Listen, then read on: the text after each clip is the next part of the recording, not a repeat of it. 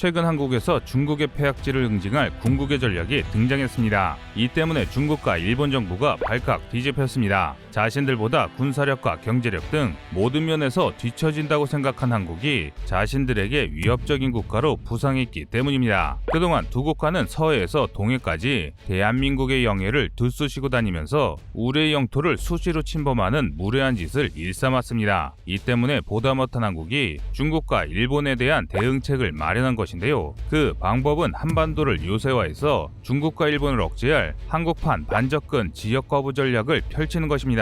중국은 수년에 걸쳐 중국에 꽃게잡이 배를 보내 우리 해역의 어류를 비롯한 해양 자원을 훔치고 있습니다. 하지만 한국은 그동안 중국을 향해 마땅한 반접근 지역 거부 전략도 없어 중국 어선들이 우리 해역에 침범하더라도 철저히 방어하지 못했습니다. 이로 인해 서해 인근에 거주한 우리 주민뿐만 아니라 한국의 경제에도 피해가 쌓여만 가고 있었습니다. 또한 몇 년 전 경렬 비율도를 중국인이 구매하려 했던 것이 알려지면서 우리 국민들을 분노케 했습니다. 이와 더불어 최근 옆나라 일본은 기시다 정권에 들어서면서 군비 확장을 내세우고 있습니다. 또한 쓰시마선 인근의 독도 침략을 비롯해 한국에 즉각적으로 무력을 가할 수 있는 전략을 실행에 옮기고 있습니다. 그런데 이제 이러한 주변국의 악행을 막아낼 수 있는 방책이 나왔습니다. 바로 한반도에 섬을 요새하는 것인데요. 이 전략은 불과 20여 년 전에 한국 기술력이었다면 불가능했겠지만 최근 엄청난 속도로 증강하고 있는 군사력을 보유한 오늘의 대한민국이라면 충분히 가능합니다. 이는 서해 일부의 일부 섬들을 간척해 무장을 배치하는 것인데요. 이곳에 지대함 사양의 KT짐을 탑재한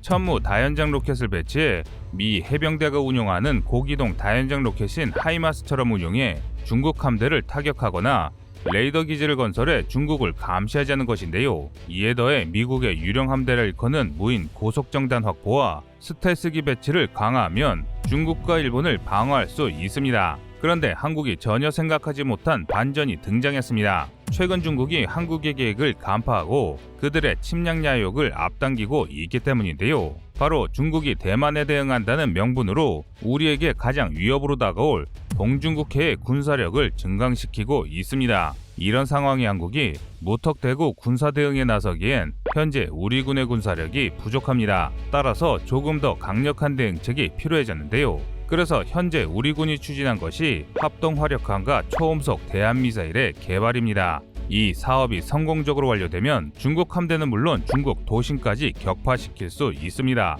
이뿐만 아니라 현재 한국의 전력만으로도 대응이 가능한 전략이 등장해 우리 주변국들이 충격에 빠졌습니다. 그래서 준비했습니다.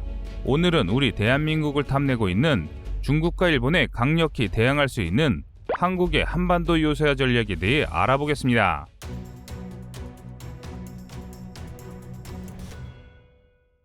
몇 년 새 한국을 향한 중국의 폐악질이 날로 심해지고 있습니다. 중국 어선들이 우리의 경제 수역인 서해는 물론 남해 동해까지 넘어와 불법 조업을 강행하고 있으며 마구잡이로 해상해버린 그물로 인해 서해 인근에 거주한 우리 어민들의 피해가 속출하고 있습니다.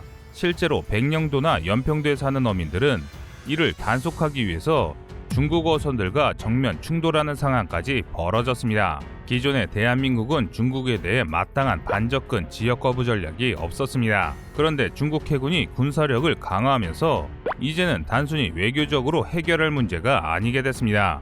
이 때문에 국내에서도 한국 역시 중국에 대항할 강력한 대응책을 마련해야 한다는 여론이 불거지고 있습니다. 한편 최근 일본은 독도 침략을 비롯해 한국을 향한 강력한 군사 대응 체계를 갖추고 있습니다. 지난 18일 일본의 산케이 신문에 따르면 일본 방위성이 2023년 부산에서 50km가량 떨어진 쓰시마에 전자전 부대를 배치한다고 밝혔습니다. 또한 일본은 홋카이도에서 일본 서남쪽 끝에 있는 요나구니지마까지 10곳 이상의 전자전 부대를 배치해 중국과 러시아에 대항하는 태세를 갖출 계획이라 전했습니다. 전자전 부대는 상대방이 사용하는 전자파와 같은 주파수의 전자파를 발사해 적의 통신이나 미사일 유도, 레이더 등을 무력화하는 임무를 수행합니다. 현재 일본의 전자전 부대는 냉전시대 구소련의 군사활동에 대응하기 위해 홋카이도 주둔지에 배치된 제1전자전대가 유일한 상황입니다. 그런데 이를 10곳이나 확장하겠다는 것입니다. 앞으로 배치될 부대에는 차량 탑재식 네트워크 전자전 시스템을 사용한다고 하는데요. 그런데 이는 중국을 겨냥한 것이라고 하지만 한반도 코앞에 있는 쓰시마에 전자전 부대를 배치하는 것은 한일 관계가 1965년 국교 정상화 이후 최악으로 평가되는 상황을 만들겠다는 것입니다. 이 사건은 한일 양국 간의 민감한 이슈로 부상하고 있습니다. 그런데 설상가상으로 중국은 러시아와의 긴밀한 관계를 가지면서 영향력 행사를 벌이기 시작했습니다. 얼마 전 대만과 호주의 압박을 넣을 뿐 아니라 일본 열도를 지나며 군사 협박을 강행하고 있는데요.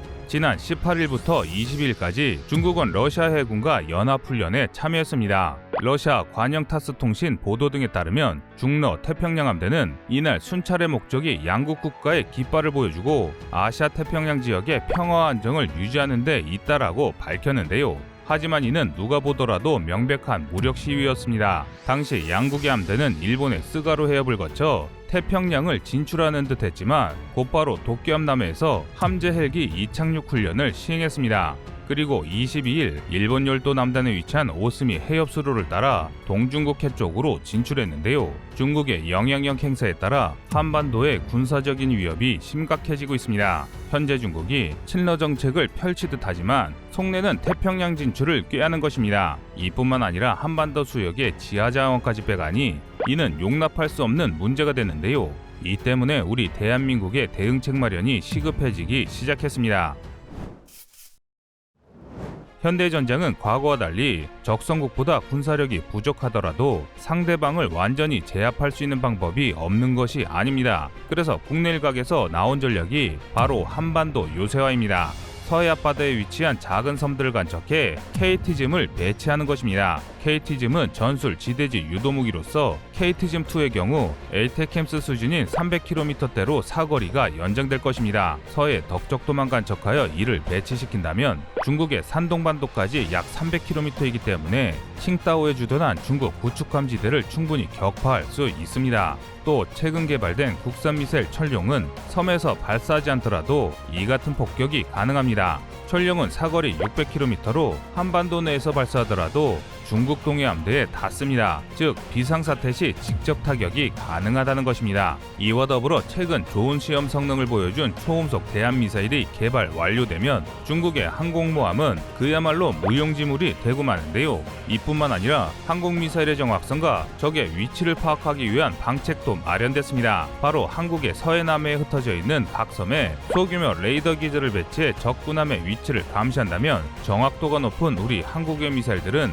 서해로 침범하는 중국 함정들을 가뿐히 격침시킬 수 있습니다. 반면 중국도 한국의 이 모든 것을 알고 있는 상황입니다. 이 때문에 국내 일각에서는 중국의 속수무책으로 당할 것이라는 말도 안 되는 주장이 있습니다. 그런데 이런 주장은 한국의 전력을 너무 무시하는 것인데요. 한국이 함대함부터 시작해 제공, 지대지까지 모든 미사일 전력을 완비한다면 중국은 북경이나 상하이에 있는 모든 미사일 방어 체계를 정비해야 되는 상황이 됩니다.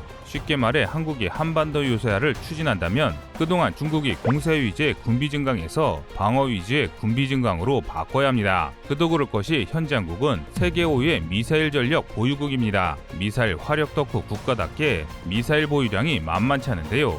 한국의 미사일 전력은 극비사항이라 정확한 자료는 없지만 2016년부터 언론에 공개된 자료에 따르면 현재 한국은 약 2,500발 이상의 각종 공격미사일과 약 70여 기의 발사대를 보유한 것으로 알려져 있습니다. 뿐만 아니라 하늘에서 F-15K를 비롯한 발사 플랫폼까지도 한다면 아무리 중국이 강력한 군사력을 갖고 있다 하더라도 우리가 발사한 공격미사일들을 100% 막기란 사실상 불가능합니다. 여기에 더해 한국이 향후 개발 중인 합동화력함과 초음속 대한미사일 1, 2정을 탑재한 스텔스 무인고속정단을 섬 뒤에 은밀히 배치하면 사실상 중국의 방어 전력은 무력화됩니다.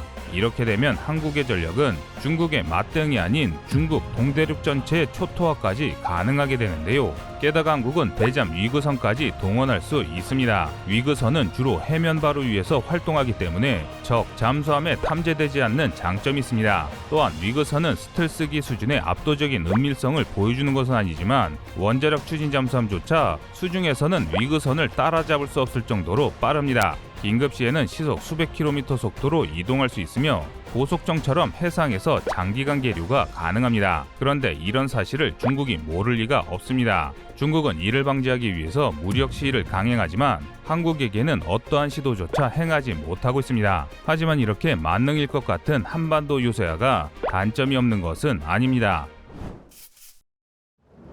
현대 미사일전에서 약점이라 할 수 있는 부분이 전자전에는 상당히 취약하다는 것입니다. 그런데 일본이 지금 전자전 체계 도입을 늘리면서 한국을 압박해오고 있습니다. 바로 대마도에 각종 전자전 체계를 구축하기 때문인데요.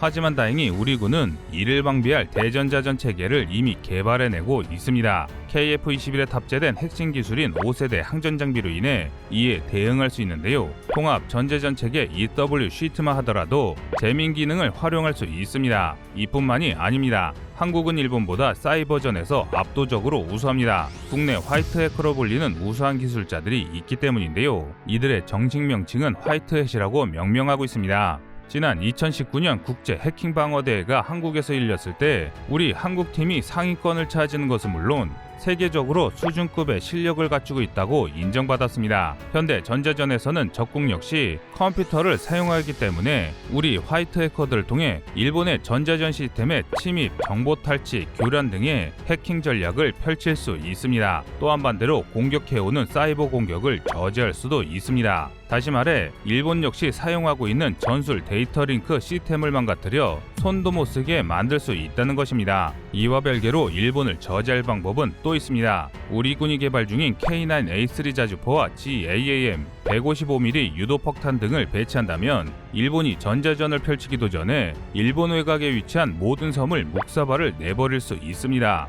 특히 K9A3에 탑재된 활공탄의 사거리만 100km에 달하는데요. 여차하면 우리도 거제도 아래 섬을 간척해서 무장들을 배치한다면 쓰시마 섬까지 최단 거리는 약 80km이며 길어봤자 최남단까지의 거리가 95km밖에 안 됩니다. 만약 전면전이 되더라도 포항에 있는 우리 해병 1사단을 거제도로 이남시킨다면 상황은 역전됩니다. 현재 한반도 주변국은 전쟁을 앞두고 있다 해도 과언이 아닙니다. 서로 조심할 뿐이지 이를 악용해 약소국을 약탈하는 짓을 벌이고 있습니다. 그들은 아직 한국을 자신들보다 아래에 있는 약소국으로 생각합니다. 하지만 대한민국은 과거의 약소국이 절대 아닙니다. 이제는 군사강국 대열에 올라섰으며 그 능력을 얼마든지 보여줄 수 있는 강력한 힘을 보유한 국가입니다. 일각에서는 한반도의 요새화를 환경 파괴의 주범이라고 비난합니다. 물론 환경을 지키는 것은 무엇보다 중요한 일입니다. 하지만 그 말을 믿고 가만히 있다간 국가의 안보가 위태로워집니다. 환경만을 지키는 대한민국을 과연 주변국은 어떻게 생각할까요? 지금은 그 무엇보다 국가 안보가 최우선인 상황입니다. 여러분의 생각은 어떠신가요? 시청자님의 현명한 의견을 댓글로 남겨주시기 바랍니다. 여러분들의 좋은 의견이 좋은 영상을 만드는데 많은 힘이 됩니다. 이상 꺼리튜브였습니다.